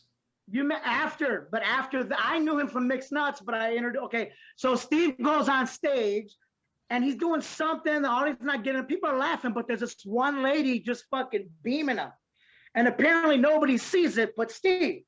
And the set's going good. It's going okay. And, you know, and he goes, yeah, he just stops. He goes, and I'm like, what's going on? He goes, you've been sitting there and you fucking judging me like my mom or whatever he said. Goes off on her, and she gets up to leave and goes, "I'll be waiting for you outside." And Steve goes, you know, I had the effect on me. You know, joked it off, right? After the fucking show, you know, one of the comedians came and goes, "Hey man, that lady's outside waiting for your friend." I go, "What lady are we talking about?" That bitch waited outside for Steve. She wanted to fight Steve. I was dying. He got her so mad. I forgot about that. And now I understand why that guy, Willie, he never invites me to do his shows anymore. I always see him advertising shows, and I'm like, wow, I wonder why that guy. And I forgot all about that. Wow. Yeah. He was laughing. He was laughing too. And then we all laughed harder when we found out the bitch was waiting for you outside, because Steve had that elementary school kid. "Oh, the bully's outside. Can I just hang here for a little bit?" With his backpack. And I look man, she was the first Karen before the Karen was a Karen. Yeah. So this white lady just sitting in a sea of like brown and black people, and she just. Oh, wait a minute. Was that at the jazz place in the Valley? what was the name of that place? I think it. Nice Yeah, place. it may have been the jazz club where the Marlon Wayans and all those guys used to hang out. Yeah. And he took a night every Thursday. Yeah, that was a famous jazz club, and they had food and blah blah blah. And then that night he ended up, because he was always hopping around. He used to do some seedy spots, and this was like the first classy one he had. Because like literally, like we would go to Watts, that was a nice room. El Coyotes, me, Gabriel Iglesias, fucking what the hell's that the guy's name? I keep forgetting his fucking name. Benny Mena? Nope. Hey Fool. The one that hangs out with Fluffy. He's a friend of mine. I'm blanking. Anyway, yeah. But we know how to handle it. It was all cholos in Paramount, and these people, it was just a rail separating you, and it was a bar. And if they didn't like you, the girls would fucking take their chanclas and fucking throw it at you. They're what? A beer bottle against, like if they didn't like it, hey, you fucking suck. Like George Bush throw a shoe at you. Yeah. So Felipe Esparza, that's the one. But yeah, I saw like a couple, not him or Gabriel, those guys, but yeah, a few of those comedians were getting beamed and fucking shit. Cholos wanting to fucking kick your ass after the show because you insulted their lady. Mike took me to a, this is just how Mike and I were. Mike took me to a big Hollywood outdoor pilot they were shooting. And we ended up being— Is that MTV? Right. We ended up being like, which I didn't even know. I thought we were like the entertainment, but we ended up being sort of like the crowd warm up. In the daytime, it was an afternoon. And I don't know what the Holy Spirit was watching over me, because I ended up destroying. I killed him. Mo Collins from that was later. That was later. That was the evening. But the daytime, it was all your friends. It was all your Hollywood friends. These were people who are a little higher level than I'd been around. The guy from A Christmas Story. Zach, it was his party. The guy from Effervescence. Yeah, there was a lot of big people there. There were some big people, and he killed it. I mean, Mike just gave me, that was like the best set I'd ever had. And that night they were like, "Hey man, you were really funny. Can you go on again? There's going to be a whole new group of people here." And that was a whole different group of people. They were not wanting to listen to me. And I ended up not melting down, but I ended up telling them to shut the fuck up. The set. And the woman I told to shut the fuck up was Mo Collins from Mad TV, which I didn't. She heckled me too. I'm glad you did it, because I did a 9/11 joke or something, and it was like 2 years after, and everybody's laughing. She goes, "Too soon," and I said, "You're too old," and I kept going. And she lost, like, she's in the back yelling at the producer. He called me old. While I'm doing my set, the bitch is over there. I was mad at her, but yeah, she heckled you. She was drunk though. Everybody was fucking drunk. Yeah, everybody was drunk. Everybody was partying so long that day that by my second set, I was on stage drunk. I was like, I couldn't help it. You know, who was there was the Napoleon Dynamite had just come out. This is how long ago this was. Ephraim, my boy Ephraim, yeah. And the guy who played Pedro. And his twin brother, who they would fuck with people. They would fuck with people, you know. They would go to auditions for each other. That's great. If one couldn't make it, the other one would go. Yeah. So we had some wild times. But anyway, guys, this has been awesome. This is the longest podcast I've ever done, and I knew it was like that. I love you guys. Batayeh, tell me where everybody can find you. I know you were my first episode last season. I'm currently in Facebook jail for another 20 days, and that's my only line to the outside world. I don't fuck with Twitter anymore. I don't do my website. I don't deal with that. Just one streamline. So I'm in jail for another 20 days. So basically, I'm just gonna be hanging out with Tom on MySpace. It's gonna be me and him and some fat nerd. So. But yeah, I'm just doing some stuff behind the scenes. Like I said, those films, hopefully I'll find out. And there's a TV show that I can't disclosure, but hopefully I'll be able to announce all that shit. And just writing scripts, man. Got a couple with production companies, trying to make a couple of my own finally, because I've been writing for people for years, and I want to start producing my own stuff. So I've been working on that, trying to start, bringing the incentives coming back to Michigan. So I'm excited about that, and just, try to get some work done in Michigan, man, Okay. Twitter and Instagram too. Where are people going to find you? Just Facebook, man. I don't fuck with Twitter anymore. My account's just sitting there. Batayeh. Batayeh. I know. Find this guy, look him up, man. You just not knowing what a treat you're gonna get with this dude.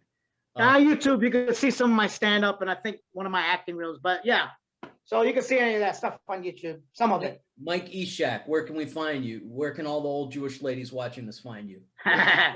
Unlike Mike Batayeh, I looked at my name and was like, no way any old Jewish woman is gonna spell Eshaq to find me online. So I made it easy for everyone. It's just Mike from Detroit on everything. Venmo, give me money. Venmo me too. Stephen-Lolli, Lolli. Yeah. Are you on Venmo, Mike? Come on, man. This is yeah. You got to be on Venmo. You got to be. I'm on Venmo. Yeah. But I mean, if you guys aren't sending me money, why the fuck should I tell you what it is? Yeah, but you know what? That's why I made the thing Mike from Detroit, because some people would just give me Venmo money, man. I do it too. I've gotten Venmo'd by fans when I've plugged Venmo. So give us your Venmo, Batayeh. You never know. Well, wait a minute. Isn't that you're not even raising funds? You just say, hey, hit me up, and people transferring that Jewish money to the Arabic cause. If people like you, they'll just give you money. That. I thought that's like that was like soliciting. Only on my watch that happens. Oh, well, hey, Mike Batayeh. There you go, at Venmo. Just one word. Large bills, please. No small bills. Yeah, man. People will actually give you money, man.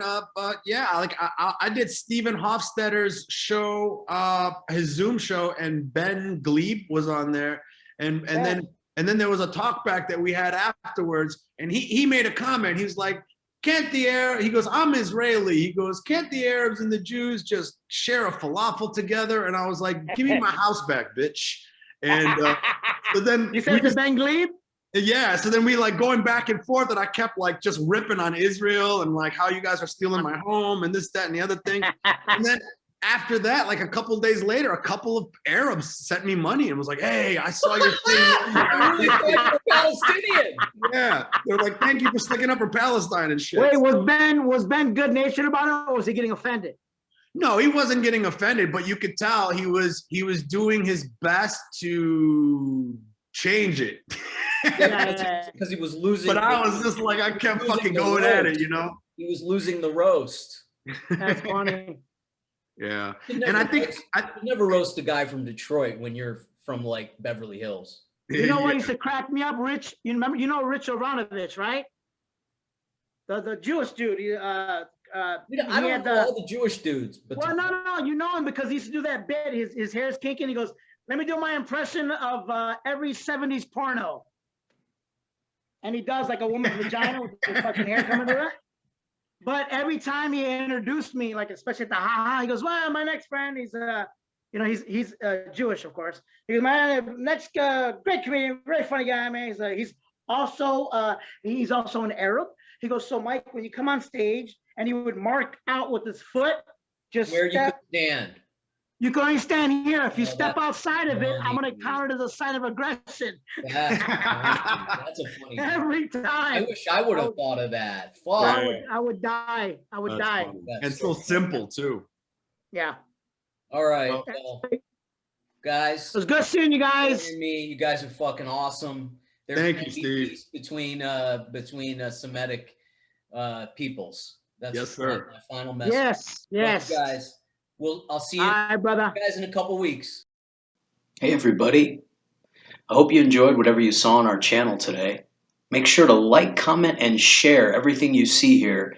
And please hit that big red subscribe button. You have no idea how much it helps the No Idea Zone every time you hit that button. Thanks again, and we'll see you on the next installment of the No Idea Zone.